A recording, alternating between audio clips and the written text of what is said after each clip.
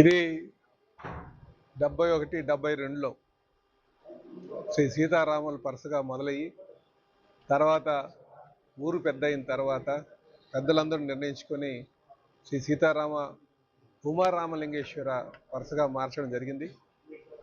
అలాగా చేసిన తర్వాత ఈరోజు ఊరు ఇంకా పెద్దదైంది కనుక గాజువాక ఉత్సవ్ అని పేరును నామకరణం చేసి మరి గాజువాకలో ఉన్నటువంటి నాయకులందరూ అన్ని పార్టీల నుంచి కూడా కలిసి ప్రాంతానికి మంచి పేరు తేవాలి, అందరూ హ్యాపీగా ఉండాలి, ఆ రాముల వారు ఆ ఉమారామలింగేశ్వర యొక్క ఆశీస్సులు ఉండాలనే ఉద్దేశంతో ఈరోజు ఉత్సవాన్ని ఘనంగా చేద్దామని నిర్ణయించుకున్నారు. ఇది ప్రతి ఏడాది చేస్తున్నాం. ఈ ఏడాది ఇంకా ఘనంగా చేయాలని ఆలోచనతో ముందుకెళ్తున్నాం.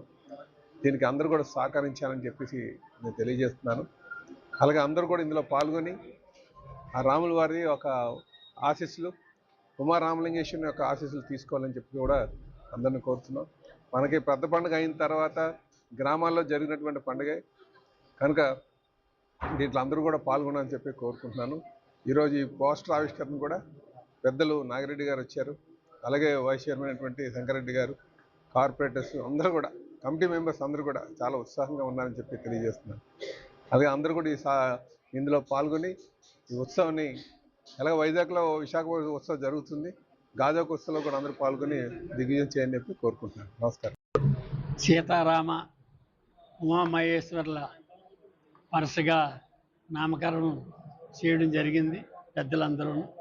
తర్వాత గాజువాక పట్నం ఒక నియోజకవర్గం అయింది కనుక గాజువాక ఉత్సవంగా దీని నియోజకవర్గంలోనే భారీ ఎత్తున ఈ ఉత్సవం అనేది ఫిబ్రవరి 2వ తారీఖున జరుగుతుంది.